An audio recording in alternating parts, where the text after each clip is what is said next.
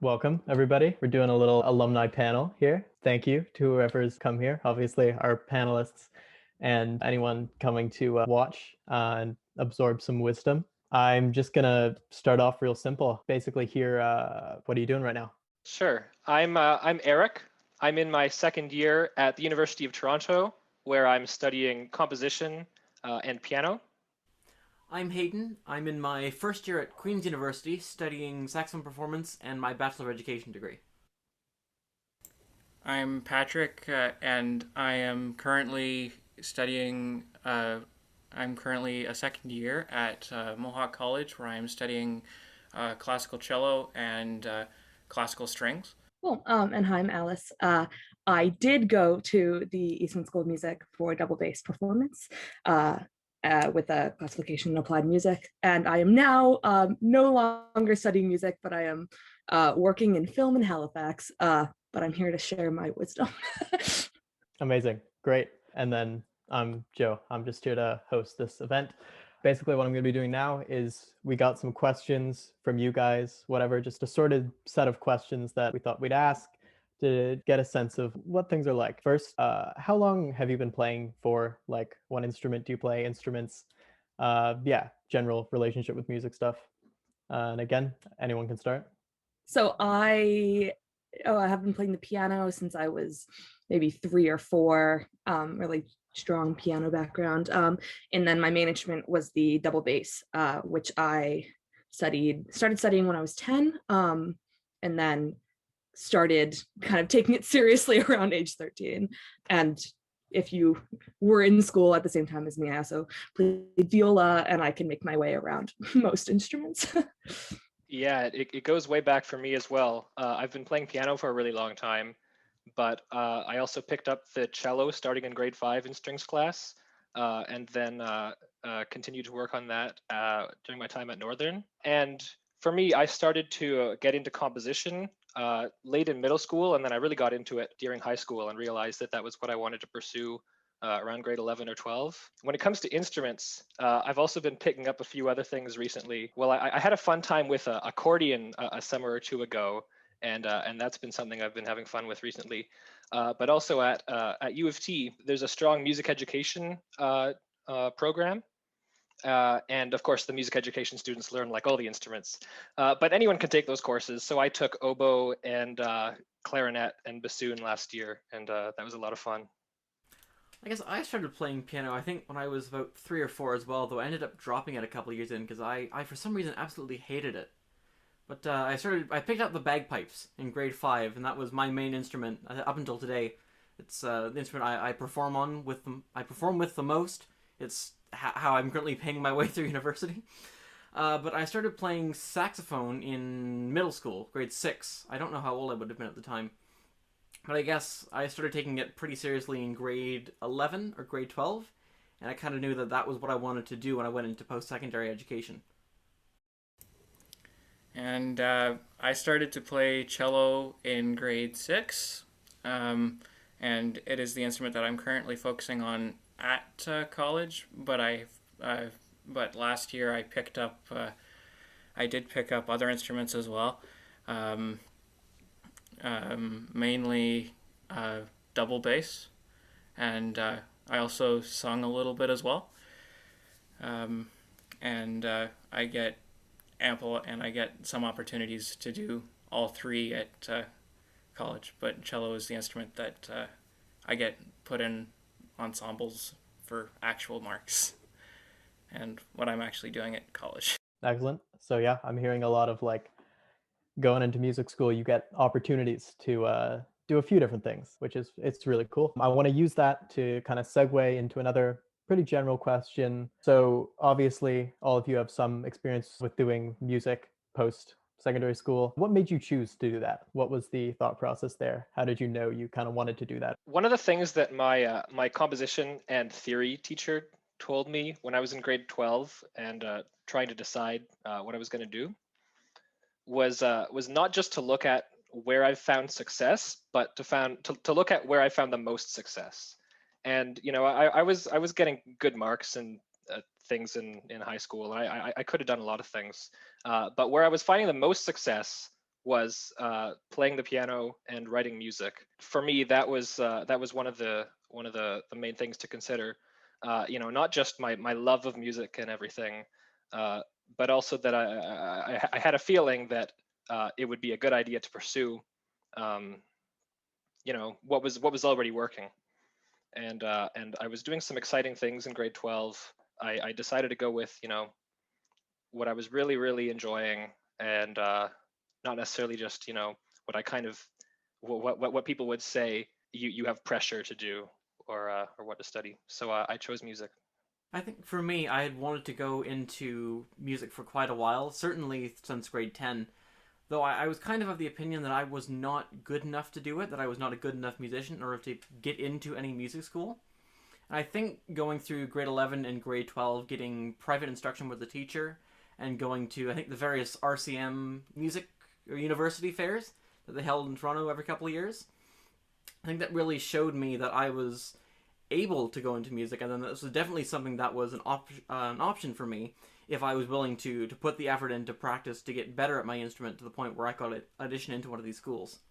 It's definitely not a decision that I think people take lightly. It's a lot of years of kind of build up or thought surrounding it. At least for me, it was. I had been playing, I was in the TSYO for a while, and I'd gone to a ton of summer festivals, and I was kind of always on the track to go to music school. And specifically just kind of the way that I was doing it, I was just kind of knew I was going to go since I was probably 12 years old. But yeah, I mean, I think there's a lot of different ways in which you can make that decision. And I don't think there's any one right way. You just kind of know, and you just have to take a leap of faith. I think for me, it's a pretty, it's like Alice said, it wasn't a decision that I took lightly. I thought long and hard about what I wanted to do, but I eventually came to the decision that music was my first choice once I found out that I had a passion for performing and entertaining through performance, and wanting to push my capabilities on cello specifically, as well as other instruments, to the furthest that it can go, and to give me a little bit of a challenge in something that I was always interested in from a really young age, and continuing with it because I want to push it as far as it can go. Excellent. I've started talking about performance there, obviously, which is a pretty big part of music. If anyone has any, wants to talk about the relationship with performance, maybe like a specific performance that was huge for you, your first big gig, if anyone has anything to say on that. I think for me, my first performance, major kind of professional performance, was very much outside of school. It was with the Army pipe band that I currently play with. And it was they did a giant show for the 125th anniversary at Fort York. And that was quite an incredible experience. I was in grade 8 at the time. I had been in the band for about 2 months. And yet here I was, this small child on this gigantic field with all the other military musicians, putting on a show to celebrate a huge milestone in the event of an organization. It was quite almost like a surreal experience to be involved in something so large at such a young age. It was definitely something that made me want to stay with this group of people and keep performing with them. I feel like there are so many performances I've done or have played in over time. I think the most relevant one that I could probably share is I went on tour with the TSYO, the Toronto Symphony Youth Orchestra, back in, I was probably in grade 10 or grade 11. I don't really remember. And that was really cool because we played at the Maison Symphonique in Montreal, and we played at the big National Arts Center in Ottawa, which was really cool. And I mean, I would say to that, if you're at all interested in pursuing music post-secondary, once obviously COVID is no longer a big problem, audition for outside ensembles. Taiwo is really great if you're in band. TSYO, Moordale if you do strings. There's a ton, and I think that's definitely where you'll get those really incredible musical performance experiences. I would say for me, I've done a ton of different performances, but definitely one that stands out was, the one that stands out was when I realized that my trajectory in music kind of changed to where I want to go to music school was when I did a performance at a retirement home as part of Northern at Hazelton Lanes in grade 11, and I discovered that I have a certain ability or a certain like passion for performing in front of those people and delivering such a happy message through music. Yeah, for me, as a composer, probably the most important concerts of mine are when my music is being played. But some of my best memories are still with the Northern ensembles at the Sounds of Toronto concerts. Massey Hall and Roy Thompson Hall are still the biggest venues I've played at, and those are pretty formative experiences. And I'm really lucky to have had these great experiences with you with Northern, both in the choir and in the orchestra. It was a really, really good time and very formative. Amazing. I think good segue from that, talking about performing and all this stuff that's kind of impossible right now. People wanted to ask, yeah, how is what you're doing right now? How was that affected by COVID, performing, school, all that? Yeah, we've had to adapt, of course. For me as a composer, I've been focusing more on writing chamber music this year and solo music. And that's given people an opportunity to put together kind of small projects of playing my music.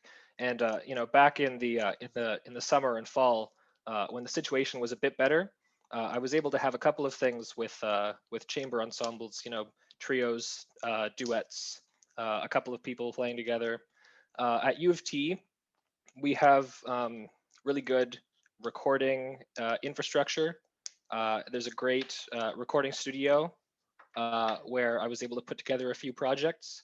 But depending on what how the COVID situation has been, one of the fun things that we've been doing is putting together virtual choir concerts, and that's something that I've been doing with the choir at U of T.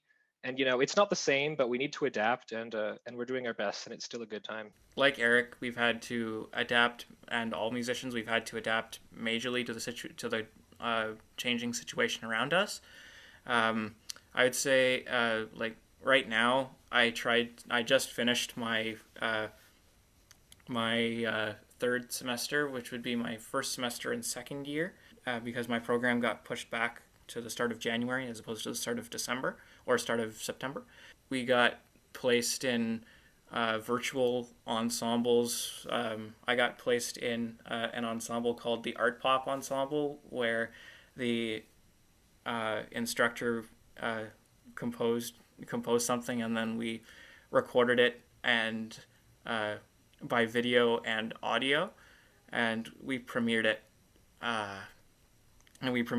Last week and it was very, very successful, and it was such a fun experience.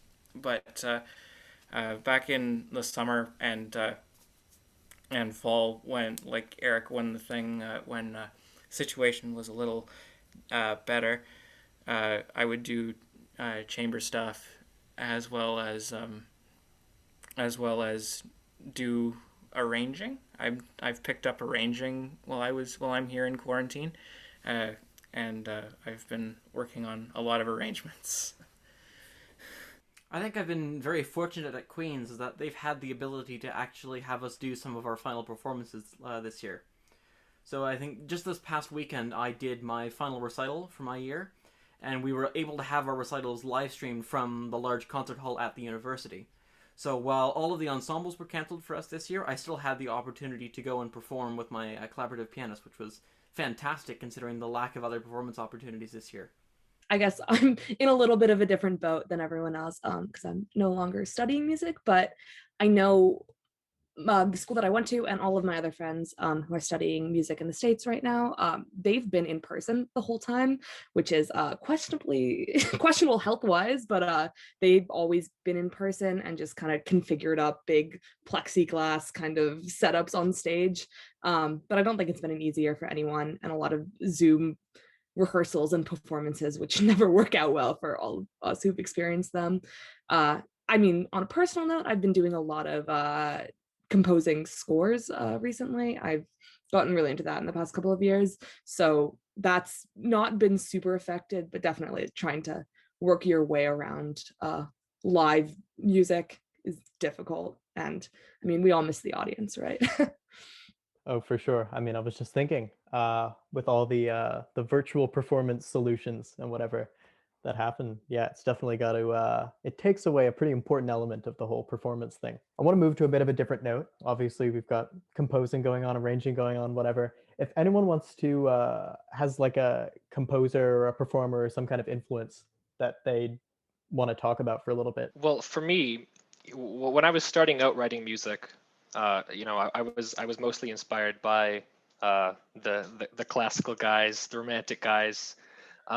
But then part of the problem is that you get pushed into a certain way of thinking about music, and a way of thinking about how it's supposed to be really meticulously organized, intelligently based on thematic development and all these ideas that people were thinking about hundreds of years ago.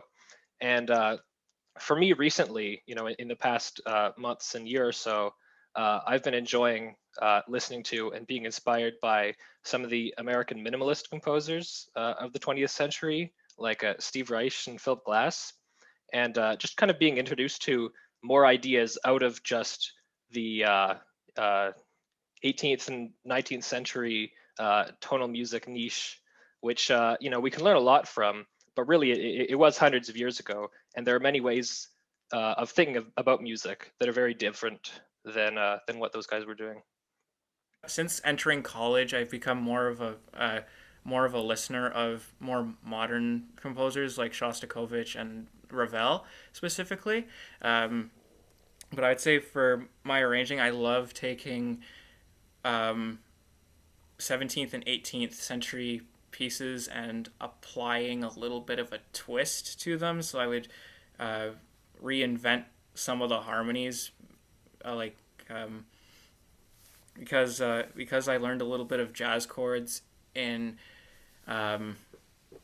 contemporary harmony last year. I would make them I make the chords a little more modern, and I make the pieces a little more modern, but the core elements of the 17th and 18th melody and parts remain pretty much the same, just with a little bit more modern orchestration and other things. I think a lot of people go through a similar musical listening trajectory over first year, and I'm sure the rest of you can also probably speak to this, of getting just more and more into dissonance. And I think when you study music theory really in depth, my music theory class was every single day at 8 a.m. every morning for 2 hours, which is very intensive. And, we're studying harmony and sonata forms, and our class just turned into a composition class is what it was. And just really in-depth theory. I definitely started listening to a lot more dissonant 20th century, 21st century work. Charles Ives is one of my favorites. John Adams, so many incredible composers. Recently, I've definitely moved away from that, although I still have a lovely place in my heart for like very dissonant, Bartok. But there's definitely like modern day pop composers like Bon Iver, I think, is a really good example of how you can learn so much about music, and specifically classical music, just by the way he writes his own pop music, because it uses these conventional forms in a really interesting way. So I think it's definitely cool to look at a lot of different music that's more mainstream in terms of a classical with a classical like lens over top of that. I've not gotten around to doing any composing this year, but definitely from a playing perspective, I've been exposed to a lot more of the modern repertoire. My saxophone professor at Queen's absolutely hates transcriptions. He will not let a student play a piece that was not written for the saxophone.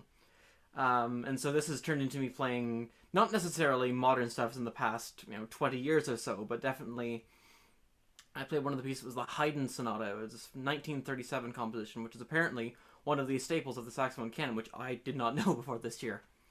And then getting into more, I think, 1980s, there was a duet I played with one of my friends this year called Birthday Music for Sigurd Rascher, with Sigurd Rascher being I think, he's a saxophone player who I think died in the early 2000s, but he was very much known for his altissimo register, his very high upper register. And that was certainly a really interesting thing to play because there was a lot of extended technique, there was lots of altissimo, there was flutter tonguing, there was slap tonguing, and a lot of interesting elements that created a really unique piece of music. Yeah, I remember when I was in high school and getting introduced to 20th century music history from, Schoenberg to Boulez, I would tell myself things like, oh man, I'm never gonna sell myself out to like the composers who write music that sounds bad. And my philosophy has changed a lot, and that there are a lot of different styles of music where you can learn a lot from, and then also start to appreciate different types of things that you might call beauty. I remember when I was 15 or so, asking my piano teacher why she thought augmented chords sounded ugly, and she said to me, "I don't think they're ugly at all. I think they're very beautiful." And that blew my mind as like a 14 or 15-year-old. And now if I went back to my 17-year-old self and told him that I listened to Boulez to relax, his mind would be blown as well. But there are just a lot of different ways to broaden your horizons and learn more about musical language. Excellent. A lot of stuff there. Some names I haven't heard before. Now, I was just thinking, again, a little bit of a different direction, more directed towards people who've said they've done composing. I wanted to actually keep working on this idea. You were talking a lot about dissonance and, how the more you listen to music, your ear will sort of develop and you'll begin to like more and more dissonant music. If there's anything to speak on how to use dissonance in composing, and like what it means to use dissonant sounds and how to use them effectively. Learn common practice theory inside and out. Your professors, if you go into music, your professors will tell you this. You'll hate it. You will curse out the day you even learn the phrase common practice. It's the worst thing in the world, but you really need to learn like the rules, like learn all the rules of classical performance, and understand why the rules exist. Because I don't think you can break the rules until you really understand the rules, which is a really annoying thing to hear because it takes so much time. But yeah, I mean, learn common practice, number one. But then, yeah, just listen to a lot of music. Let your ears adjust to it. It'll happen over time. Honestly, just the more you experience music, you'll just get more adjusted to it.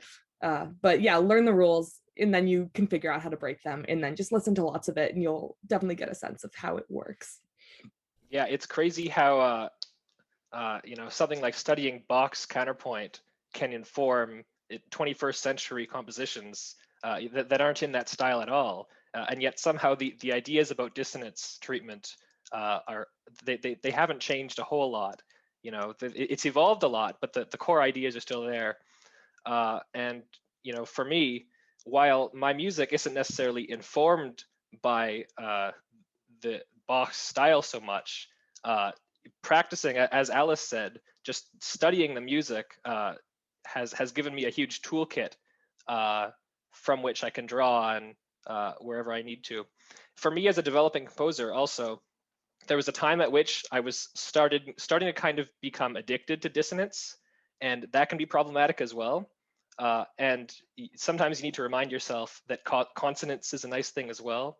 Striking the right balance and letting it inform the structure of your compositions is really important. I agree with both Alice and Erik. You have to have a really strong base, like a really strong basic, like base on common practice period harmony. which I've been getting in first and second year, and I've taken courses that will bring me further in that. So, for example, I took form analysis, where I would physically spend 2 hours on a Friday at 10 o'clock in the morning, figuring out what key is considered dissonance, and how you can move in and out from dissonance, dissonant keys or distant keys, and move about and move somewhat freely about them, through the different sections of what there is in music. Amazing. I was going to ask a little bit back to the playing side of things, just a little bit about like practice habits, what practicing means to you. Do you practice every day? How long? How does that work? I think the best person to talk to about that is your private teacher or your professor when you go to school. It really depends based on what you play and what kind of music you're studying and what your program is kind of shaped like. Like, I know for vocalists, like, you shouldn't practice more than like half an hour every other day. And there's other things you can do. For me personally, in my program, it was kind of expected that it's 4 hours every day with 1 day off. 1 day off to rest your muscles, let everything heal, and then do some yoga and then come back so your body doesn't break down. But I think it really depends. For me personally, what usually worked was breaking it up. So I would do an hour before class in the morning. So the practice rooms would open at 7. So I'd go in from like 7 to 8, and then I'd go to class, and then I'd do another hour at lunch. So I'd do from like 12 to 1. And then I'd usually do my 2 hours later at night. So I'd do like 9 to 11 at night. And that kind of worked out for me because I'm very impatient person who has ADHD, so I am not good at focusing for long periods of time. But I think it really depends, and it should really be like a conversation and an ongoing conversation with your professor to make sure that like you're not injuring yourself from the amount you're practicing, but you're also not doing too little. Yeah, Alice is definitely right. It depends on not just your instrument, but your goals. And for me, I have a lot of things to fit in. I'm not studying performance, but I still practice piano, and I get piano lessons. And for me, I try to play 2 to 3 hours a day, and that lets me accomplish what I'm trying to do at the piano, while also giving me time to compose, which is my major, and then of course do balance that with classwork. And in terms of splitting it up or doing it all at once, it really depends on your personality. For me, I like being able to dig in and play for 2 or 3 hours at a time. Just lock the door on the practice room and really focus. And it takes a lot of mental effort to focus for that amount of time. But it's something that you train yourself at, and you get used to it. Eventually, you really enjoy it. Kind of like Erik, I was usually practicing about 2 to 3 hours a day. I would also generally just get it done around like 1 or 2 in the afternoon, just sit down in the practice room and get it done with. So that was generally my break in time. I was always worried that I was not practicing enough, but it also seemed like that fixation was on kind of amount of time practice, which I don't think is a very good metric at all for practicing. I would think it's super easy to waste 3 hours in the practice room and get absolutely nothing done. And it's kind of more important to focus on something specific. And even if you're only going to spend half an hour getting one specific thing done, it's far better to do that than just waste 3 hours playing through all your repertoire and not paying attention to anything. I'd say for me, Alice, Erik, and Hayden are all are all completely right on this. The way that my private teacher, like Alice and Erik said, it depends on your private teacher and what repertoire you're playing. My private teacher, when he saw me the first, and it is a valid question. He said, "What's up with your hand? How much can you actually do with your hand?" So, for instance, part of my time practicing is exercising my hands away from my instrument, and try to get them physically prepared. And then I would spend 30 minutes at a time, but I would practice usually anywhere from 3 to 5 times a day. But I would section it off. So I would do scales for 30 minutes. And then take a break. I would do my etudes for another 30 minutes. Then I would do repertoire that I'm performing in the groups that I'm in, or that I'm doing on my own, to build up, and that is to build up my strength for performances that can last upwards of 2 to 3 hours, because and that was our goal that we worked out together. I just want to mention as well, definitely along the lines of what Patrick was starting to talk about, is there's not, practicing isn't just sitting down and playing your instrument. I think there's a lot of different facets of practicing, and that can get really lost, especially when you're in a kind of competitive music environment where it's like, well, how many hours did you practice? But like stretching, that's practice. It's prepping your body, because music is so physical. Listening to music, doing like listening homework is so important. And listening to your repertoire, understanding it in like an auditory sense, that I would also consider practicing even away from your instrument. Doing like oral skills and theory, that will just be homework, but that's also practicing. And I think it's important to just like look at having a variety of different kinds of practice in your life, and making sure that those are all balanced out according to each other, and you're not doing too much of one, or you're wrecking your body, because that's just not sustainable. Amazing. You talk a little bit about the process of applying to schools. Amazing. Yeah. If anyone has anything to say on that, thank you. Yeah. Yeah, I'd say for me, my program, I'll be the first to say that I am not the best, that I am not the best player. I'm not the best cello player out there. And what I did was I essentially took repertoire that I was, so a lot of music programs, or pretty much all music programs, you have to do an audition, which usually requires you to play repertoire, and a little interview. So what I did was I picked repertoire that I knew I could play to the best of my ability, so I can show off I have a really strong base to work with, but it can be built up really easily. And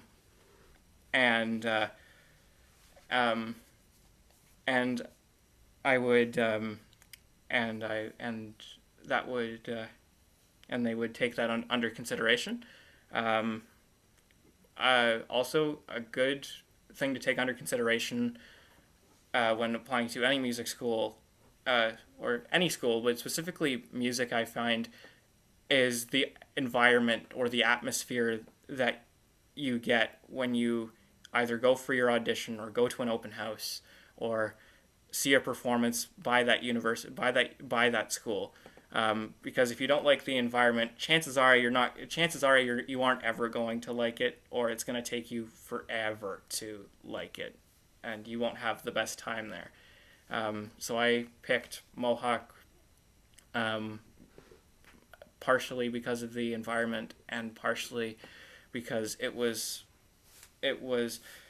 the teachers and the professors were all really helpful and ready to help me wherever I see fit. Yeah, it can be a pretty intimidating process. For me, I only auditioned at 2 schools. I auditioned at U of T and at McGill. And the experience just from the audition process was very different.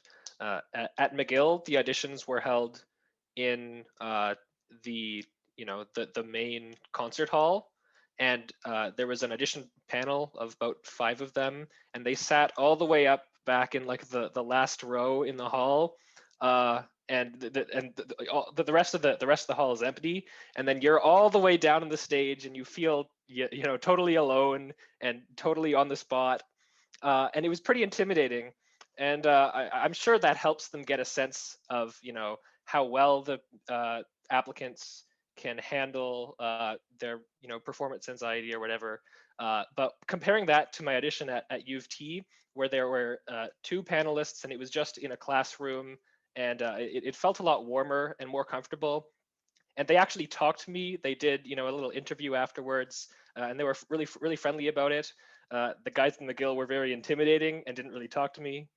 I think Patrick is right that you can take a lot from first impressions. Sometimes it's problematic to let your first impressions weigh too heavily on you. I'm sure I would have had a great time at McGill, but the comfort level for me at U of T felt a lot warmer, and it just kind of clicked. Felt like the right place. I think my experience with auditioning in the schools was, I guess, quite unique for this past year because all of my auditions were online. So we pre-recorded our audition videos and sent them in to whatever universities we were applying to. But I guess kind of based on what Patrick and Erik were saying, I didn't have a chance to experience what the schools were going to be like when I went there. I had to go entirely off of what I heard from other people about the schools. It was quite easy for me with Queen's because Kathleen Hogan, who was a former graduate of Northern, she is currently going to Queen's as well. She's in my saxophone studio. And that was a very nice opportunity because I had someone to talk to about what it's like to be in the Queen's music program. So I ended up applying to Queen's and Western, and I chose Queen's. But I never got a sense of what Western would really be like because I didn't know anyone that went there. I had no frame of reference as to what it was going to be like, apart from a brief email correspondence about getting my audition in. So I think, not that I would necessarily have chosen differently, but I can see how having an actual experience of being in the place you're going to go to and auditioning there can have an impact on where you would choose to go. I was also just going to add that for me, as a composition applicant, it was also important, and probably it's tough to say that the most important part of my application, because the audition is also very important for composition students, and it's not to be kind of looked down upon. And I've heard actually that composition applicants sometimes don't take the audition seriously enough, and the schools are very not impressed by that. It's important to be able to play your instrument. But for me, one of the big parts of the application process was putting in a portfolio. And so I spent quite a bit of time putting together, 4 or 5 of my my strongest pieces. And it depends on the school what they'll be looking for exactly. Some schools say, exactly this amount of time, this many pieces that are this long, or for this many performers. But I had kind of a pool to draw from. And that was important to be very precise and meticulous about making my scores accurate and professional, because that's something that they take into account heavily. You don't want to look like an amateur. You want to look like someone who's serious about what you're doing. So yeah, I just wanted to say a quick word about that, the importance of that as well. I don't know if anyone here is interested in applying to American schools at all, especially in the state America is in right now. But I'll do the short version, and if anyone's interested, you can reach out to me. I'm on Instagram. Basically, US schools work a little bit differently. There are two, in Canada too, there are 2 different kinds of schools. There's the big university with a music school, which is in it, and then there's the conservatory, which is a kind of standalone music school that's not attached to a larger university. One is not better than the other. They're very different. And I think there are a lot of pros and cons to each. So that's kind of worth considering. I know GGS, the Glenn Gould School, which is at the RCM, they're kind of one of the only Canadian conservatories. But so Eastman's a conservatory, which means it's pretty much just music, very little of anything else. And I ended up choosing that. Don't know if it was the right decision, but it was a decision I made. And in terms of the process, applications are always due December 1st for all US schools, and then auditions kind of happen. You're scheduled somewhere between January 3rd, I think was my first one, and then my last one was March 1st. So it's very broad. And I would say the most important part about it is it's a much more about relationships. Like, you don't choose a school for the school, you choose a school for the professor you're going to go study with. And so for that reason, in general, what people do in the States is you go and you visit every school before you even go to audition. So you visit everyone, you get a trial lesson with the professor, I like stayed overnight with some of the students there just to get like a good feel of the school, because I wanted that too. And that cultivating that kind of one-on-one relationship is really important there, because it's a lot, it's a bigger group of people auditioning, but there are so many different schools and each one is kind of different. And I definitely had, as Erik kind of laid out, the total range of audition types. Some of mine were, it was me and the one professor in his studio, and we just like sat there and talked in his office, and then I just played my stuff. I also, auditioned at a 3,000 person hall with the people sitting way at the back, and they didn't talk to you at all, they just stared down at you, and it's very scary. But yeah, definitely very wide range. But the most important part was like knowing the professor that you're going to audition for their studio before you actually go to audition for their studio. So when you get there, it doesn't matter if you mess something up a little bit, because they've already heard you play and they already know the kind of person you are. And yeah, it's very intensive, but it's fun. I think once COVID allows us to travel again, I would definitely recommend, if you can, doing one, or even doing that at Canadian schools, because it's a really different kind of process, but I think is really beneficial. We did just get a little follow-up question in the chat. Mason asks, what kind of mark/high school prerequisites do you need to apply for music school in Canada? The one prerequisite that was most common with me,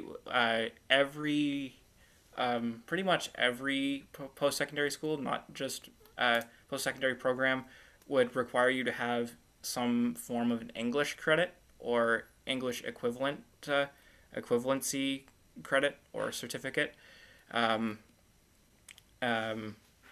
I took, and Mohawk have all programs at Mohawk, just at Mohawk, but like wanted you to have a minimum of a 65%.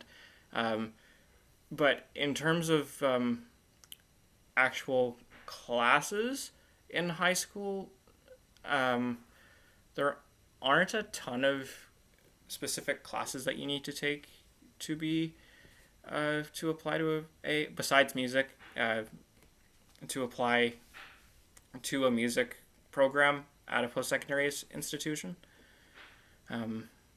But there's only one prerequisite that I ran into, and that's English. From what I remember, it was just your 6 grade 12 university classes, and one of them has to be grade 12 English. In terms of marks, they don't really care. If you're applying to a music school, it's 80% your audition, 10% you, 5% what they need for their studio. And it's like, they might glance at your marks if they turn to the page by accident. Like, it might be a make or break if 2 people who are auditioning are both at like the exact same level and they really want both of them, and they're like, well, which one had higher marks? But for the most part, if you're not doing too well, that's not really a big deal.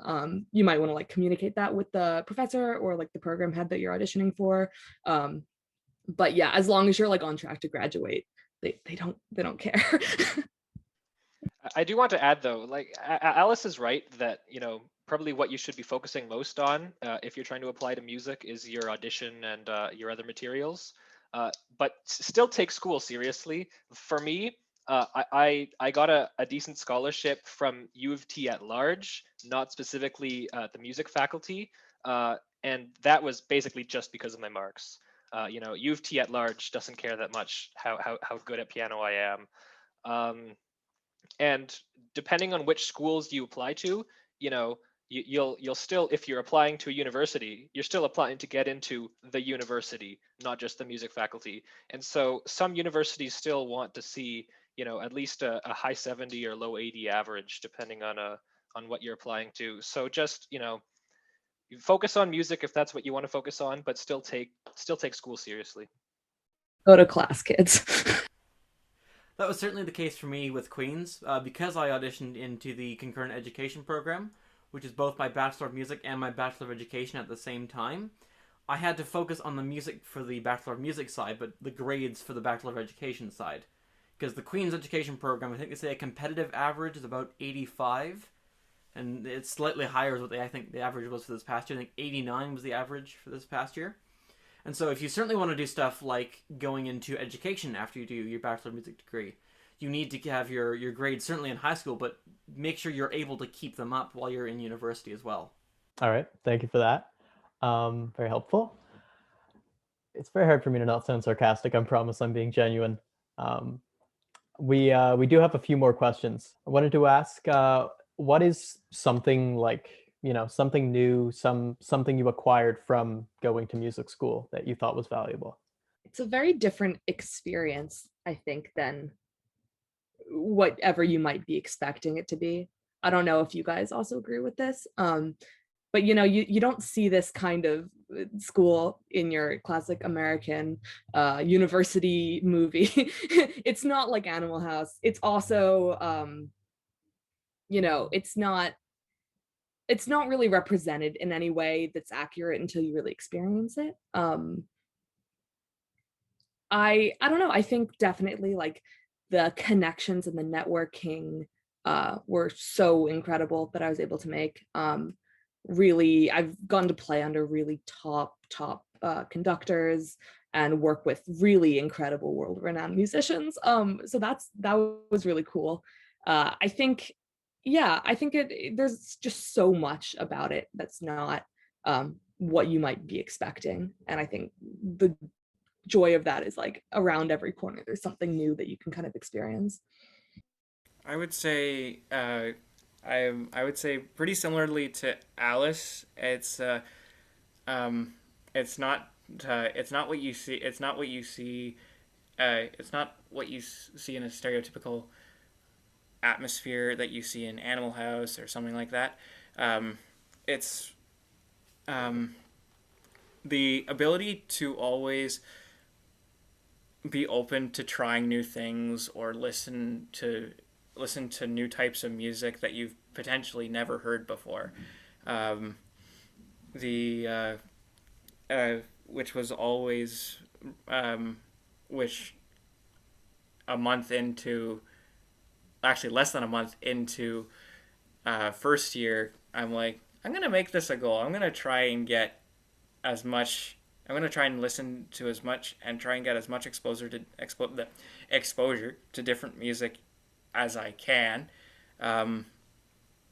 because if you have experience, because having experience listening or playing different kinds of music that you're not really that you haven't really experienced before is always good, because you build different connections, different networking options that you can have, as well as different opportunities that can come your way. I think coming out of this year, my ability to meet new people was a very interesting and different experience for me, because we're all online. I mean, I have not met most of the first years that are coming into Queen so far. I don't really have any connections within my year. That being said, though, what we ended up doing at Queen's, I think every department, every section of instruments has their studio on Tuesdays at around midday. So all of the vocal kids go together in their studio, all of the clarinets go together, all of the violins go together, and all the saxophones go together. And because the program is so small, there's only about 8 saxophones in my studio. It's a really nice opportunity to get to meet the people who play the same instrument as you and start building connections there. So although I've not been able to meet any of really the first years, any of the people who will be with me throughout the rest of my music career in university, I've been able to form relationships with people that play my instrument within my own studio, and I've been able to... I'm joining a quartet next year with them. I've been able to play some duets with them this year, and it's been really fantastic to get that element of social interaction, even when the larger social interaction isn't really possible. Yeah, for me, I was lucky to have my first year mostly in person, and I did find a great sense of community. And Hayden, I'm convinced that you will meet the other first years. I'm sure it'll happen. Um, but yeah, I found a really strong sense of community. There are a lot of people who are kind of in the same boat as you, and while at Northern, you know, uh, we have really great opportunities with our small music program. But when you go to a music school, you meet so many people who have the same interests as you, and it's a really fascinating experience to be able to find even like niches within niches, right? Everyone is there for music, and then you meet people who are interested in the same type of music as you or different types of music. Um, and you're all kind of in the same boat. It's a really exciting experience. I think niches within niches that Eric brought up is very interesting, because throughout most of my time, I think in high school and middle school, being the bagpiper was a unique thing. It was something that kind of made me different. And in my Queen saxophone studio, 4 of us are bagpipers. Half of the studio is bagpipers. So it's really interesting to see this one niche and this other niche coincide like that. It was quite an interesting experience. Building on to what Hayden said, I am as my coordinator says, you're a section of one, and because I'm the only cellist at Mohawk currently. Who knows what'll happen next year, but I still am this year. So I was a little different coming into Mohawk, because I was the only, like Hayden said, or you think that there's going to be, and hang on, let me just get on for a second. I lost my train of thought. What I was going to say was the niches within niches often applies to pretty much all music schools. So it's not specific to a select few or to one music school specifically. There's always something there for you. And so, for instance, the contemporary stream, which is the main stream of people that come into Mohawk College, is big, but the classical area, but the classical people, there's very little classical people, like when it comes to vocalists or anything regarding that. But something that happens with Mohawk is you get put in so many different types of ensembles that in my specific case, you wouldn't picture a cello in. For example, last year I got put in a gypsy jazz ensemble. Usually cello and jazz don't go together. But I got put in a jazz ensemble, and it was a very great experience. I got to work with contemporary musicians as well as classical musicians, which were in the same boat as I am. And we would often have have a really nice intermingle effect in the ensemble, because you get 2 different points of view. Great. We did have another chat question. Mr. Newman just wanted Hayden to speak a little bit about the education side of this program, if you will. Sure. So there's kind of 2 sides to the education component at Queen's. Because I'm doing 2 degrees concurrently, my Bachelor of Education degree is more about general education and working in classrooms, and then I have the various music education courses I'm taking as part of my music degree. On the music side, those generally start in 2nd year, and that's things like percussion tech, string tech, which is how to play percussion or string instruments, but also how to teach them. So this year I took one of the courses early. I took woodwind tech early. So in this course we learned how to play clarinet, how to play flute, but more importantly how to teach these in a classroom setting. On the education side of things, like not necessarily music education, but education in general, that was very interesting. We take one course in 1st year, another course in 2nd year, another one in 3rd year, called Professional Studies, which is basically how to be a teacher. And it was certainly an interesting experience for me because what they kind of stress is that coming through the public education system, I have my personal experience. But my personal experience is one very, very narrow view of what education is on the whole. So what this course really was, especially for first year, is networking, getting to meet the other people who are in the education program like you. But secondly, it's about shifting your perspective from a student in the program to someone who's going to be returning to schools to teach to students. And that includes looking at, fundamental problems facing education right now, recognizing biases and systemic issues within education, and how your teaching can correct from that. So it's very interesting to get, on one hand, the strictly music education, how to teach music in a classroom, but also the strict education, which is how to teach in a classroom period, how to make your education work for your students. Great. Amazing. Got another question. Generally, what is one thing you could tell like a current high school student, maybe, yourself in high school or just anyone here who's interested in pursuing music after high school? Just one piece of advice. I would say do it. I mean, I know that's very vague, but pursuing music after high school does not mean that you have to go to perform at a very prestigious college. If you are playing in a community ensemble, if you're just singing in the shower at home because you like singing, that is a fantastic way to just do music. If you like it and want to go into something else, that doesn't mean you have to stop doing music. There's always a way to be involved in some way, shape, or form. I would say, like Hayden, I would say keep doing it. Keep doing it in any shape or form. For instance, at Mohawk, since our program is very small, and in my case, there was, or in a few cases, there were a few people that left the music program to pursue other things, but they're still part of they are still part of ensembles and groups like that because they still want to play,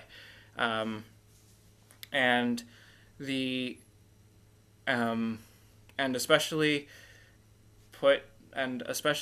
if because I'm a strings player, and strings players at Mohawk are very hard to come by generally.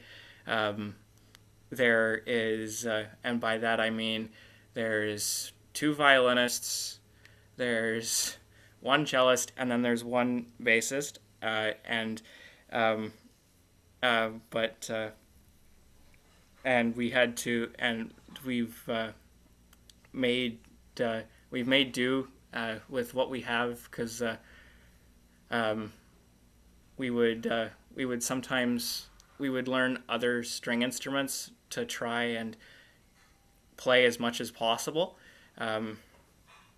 because there aren't that many of us, and it was always fun to try something, and also try something new. Don't be afraid to put yourself out there. Learn a second instrument if you want to, and if you're really interested in it. I know right before COVID, I joined a string orchestra as a double bass player, and I had very little performance on bass prior to that, but it was so fun to play.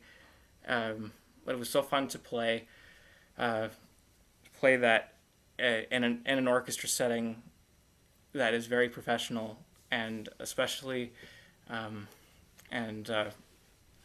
one of my friends at Mohawk decided to pick up viola because we didn't have one.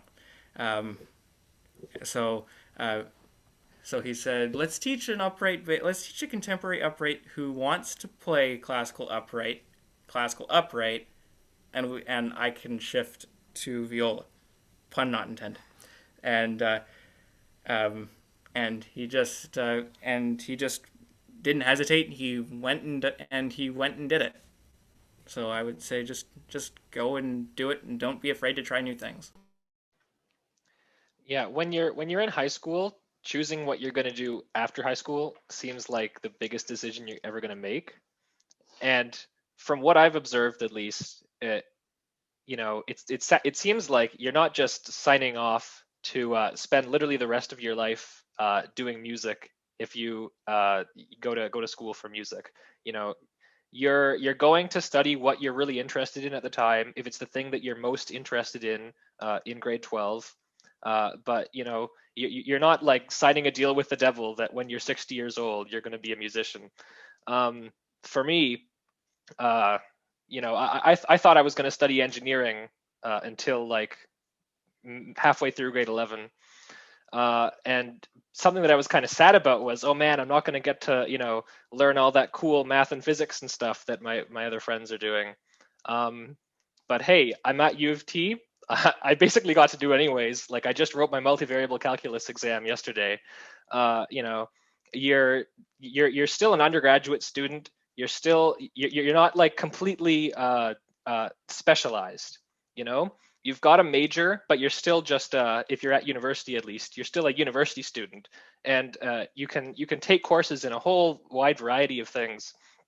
And there are many people with music degrees who aren't necessarily working in music. Maybe some of them are music technicians or you know, working in other types of technology. But you know, there are lots of musicians who go on to become lawyers or even doctors. Or there are many things that you can do with a music degree that aren't literally playing music. And so if it's the thing that you're most interested in as a grade 12 student, and the thing that you're most enjoying, I don't think you should be discouraged necessarily by thinking, oh man, am I going to necessarily need to be a musician for the rest of your life? It's just you know, studying what you're most interested in. And for me, I know I've made the right decision. I get to study basically everything that I'm interested in. I took a really cool philosophy course this term. I've taken a couple physics courses and quite a few math courses, while also being a music major. There are just a really wide plethora of experiences you can come to as an undergrad. I've made the right decision. Yeah, I guess one thing, kind of going off what Erik said, yeah, I would say don't this is a stupid piece of advice. Don't stress. Like don't stress out seriously about what school. I know we've talked a lot about like what school like will fit right or feel right, and I do think that's important, but it's really not the end of the world if you don't get into the program that was your top choice, or you end up doing a different degree. You know, you can always, like, masters are a thing. You can always go and get a master's from a different school if you don't do music for your undergrad, or vice versa. You can do music for your undergrad and then go get a master's in something else, or you can work in something else. It's much more variable, I think, than people like to portray it as. Everything I had always heard when I was in high school and earlier was, you know, it's a straight shooter path. You know, you go to music school and then you go get your master's and then you go on the audition circuit and then you end up in a tenured position in an orchestra and you sit in that section until like you're 80 years old and you die on stage. Like that was kind of what I was always taught, was like it's a straightforward position, and then you like teach at some point, like it's straight. And I think that's just so not the case in every way. I mean, obviously I don't go to music school anymore. It didn't really end up working out for me, and I don't think that's a bad thing. Like I'm in a much better place right now, but for me, but I think it's important to know that like it never really goes away. What the kind of relationship that you have with music right now, it's going to grow and change, but it's always going to be there. And you know, whatever way you decide to pursue it in will work out, and it will work out in the end. And yeah, I think just don't stress out if you feel like your career path isn't set in place at age 16, because things change and it's just going to. All right. We were just sort of talking about like how to think about what it means to go into music. But for you personally, what do you think is your like future in music right now, as far as you can see? Like, do you have any thoughts about that? Where you want to go? What's going to happen? I mean, if one thing's certain, I'm sure that I want to do some teaching. I've started to get a few students here and there in the past couple of years. And you know, it's something that almost everyone who really pursues music ends up doing. You know, whether or not they want to. I know I do want to. I enjoy working with students. I've found you know, a lot of fascinating things in music that that I'd like to share. And you know, whatever happens career-wise, definitely working with students is going to be one of the big things. I am not going to make a career in music. That goes back to my piece of advice. Like, what you decide you want to do with your life at 16 isn't always what you end up wanting to do with your life. And I think that's great and that's okay. And I think change is good. I work in film right now. I'm working as a grip and a gaffer and electric in film, which is very different. But I play in a punk band, and I teach a little bit on the side as well. It's kind of a really good thing to have in your back pocket. But I'll always have a close, special relationship with music for sure. I think I've got considering I'm only in my first year, I've got at least 4 more years of my undergrad and my second undergrad degree left to go. There are so many options for what I have left to do with my music education. When I went into university, I thought music education, so strictly education, was the way I was going to go. I was going to get my degree, I was going to get my other degree, and I was going to go teach in a classroom, and that's what I was going to do. And then I auditioned into the performance program, and I realized I love performance, so maybe I'm going to do that. As you go through, in my case, 5 years of undergrad education, you are going to change what you want to do. And sometimes you might find there's less things you want to do, sometimes there are more things you want to do, but you definitely have the time and the opportunities to go out and explore what your options are. I would say I had to that's a good question. I would say it's a good question because, one, my music business and careers teacher had me write an essay on it at the start of the semester, and what I wanted to do was my first and foremost what I wanted to do, and I still want to do, is mostly perform, but I'm branching out in a lot of different ways. So I can arrange, compose. I took counterpoint this past semester, and I will take the continuation of counterpoint in my next semester. And then in addition to keeping with the group that I'm a part of outside, the group that I'm a part of outside of school, as well as the groups that I'm in school, and as well as doing tech stuff. I'm really good with editing and audio specifically. And I discovered that this year when I was doing a little soundbite project, and my teacher was laughing so hard he gave me a 10 because I made him laugh at the soundbite that I created. Which made me realize that I have a gift or not a gift, but I have a talent for something that I didn't realize that I could do, but I really want to do it now. I want that to be a part of my music career as well. So I want to be really well-rounded. Okay, it does look like we have one more audience question real quick. So Lauren wants to know, how do you approach sharing the music that you create right now? I think sharing in COVID is a difficult question because the answer is not, I think, what it normally is. I feel like, I don't know. I think from what I've seen, at least social media is really taking the sharing capabilities are being really helpful. I think online performances are in a lot of ways going to be the future of performances. I mean, hopefully we'll be back, in a concert hall listening to live music one day, but at least for the immediate future, I think TikTok is a really great platform for sharing music. Instagram, YouTube, there's a lot of different options, and I think it's really evolving every single day. But yeah, really, really hoping that we can all get back in a concert hall again soon. Yeah, I gotta say, social media is cool, but my favorite is still the good old concert. And I look forward to when that's a thing again. At U of T, we have usually 3 or 4 composers concerts every year. So Generally, it's expected that the composers at least write one piece for a concert, but really, you want to do as many as you can. And that's mostly chamber music, but there are also some choirs that sing student works. There's a student opera every year that's a collaborative composition. You know, I'm a classical musician, and the best way to experience classical music is in person. But now that we've been forced more and more onto the online platform, especially this year, you got to take advantage of the opportunities that you have.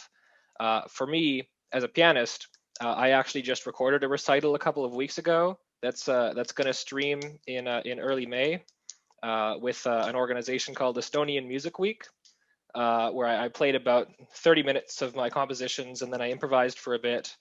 So you do take advantage of the platforms that you have. Yeah, for me, it's pretty much the same. It's pretty much the same. I like the fact that you can share music on social media and share clips of music on social media, but there's nothing that beats the real thing, which is, in my opinion, hearing it in a concert hall and witnessing the performance firsthand. But for me, I would say Facebook, YouTube, and Instagram are my main go-tos when sharing music or sharing clips of music. And they're always, but because the world of technology is so vast, you can always find a way to share music other ways as well. Like I've converted all the arrangements that I've completed so far, which isn't many. I've started a lot, but I haven't finished a lot. But to MP3s, so if somebody say direct messages me saying we hear you're a great composer, we want to hear your composition, or hear your arrangement, I could send it off to them very easily through that format as well. And my ensemble that I was in at Mohawk this year, the Art Pop Ensemble, gave a premiere of our piece this year, and it over YouTube, and it was a really cool experience because you got to record it, and the teacher or the instructor put it all together. So that's another very common way of sharing music is taking clips of deciding on a piece, taking clips, having people record their parts, and then you uploading the piece in its entirety to a platform. Yeah, the increase in virtual choirs or virtual ensembles through the pandemic, I think, has been quite an interesting way and a development in sharing music with people. I have been in, I think, at least 8 of these virtual ensemble type performances since the pandemic started, with various groups and ensembles. And I think it'll certainly, the prevalence of it might decrease after the pandemic is over, but I don't think that'll necessarily go away, because it's an interesting way of getting people from, around the world, really, to put a performance together. One of the things I'm involved in this year is the Dennis Wick Canadian Wind Orchestra. It's a National Youth Wind Orchestra. And they have us recording our part. They'll put it all together and put it out for a presentation as part of Music Monday at the start of May. And what's really cool about that is there's people from, Nova Scotia, people from Ontario, people from BC, people from Nunavut, even Canadian residents living abroad, who are able to all record their parts and put together this piece with everyone playing, despite the fact that we're physically separated by thousands of miles. Great to hear. Yeah, nothing much more I need to comment on that. Yeah, just state of the world. Interesting stuff. I'm going to shut up now. Just want to thank all 4 of our panelists for coming in, taking a lot of time and energy out of their day to speak to us. It was excellent. I really appreciate it because obviously I'm kind of the target audience for it. Yeah, thank you to all of you who came and suffered through my attempts to ask questions. And there we go. Thank you, everybody. Yeah, thanks for having us, guys. This was a lot of fun. Thank you. This was so much fun to be a part of, and it was such a great experience. Yeah, thank you very much for having us. Yeah, thank you. Great to come back. Come back and visit Northern.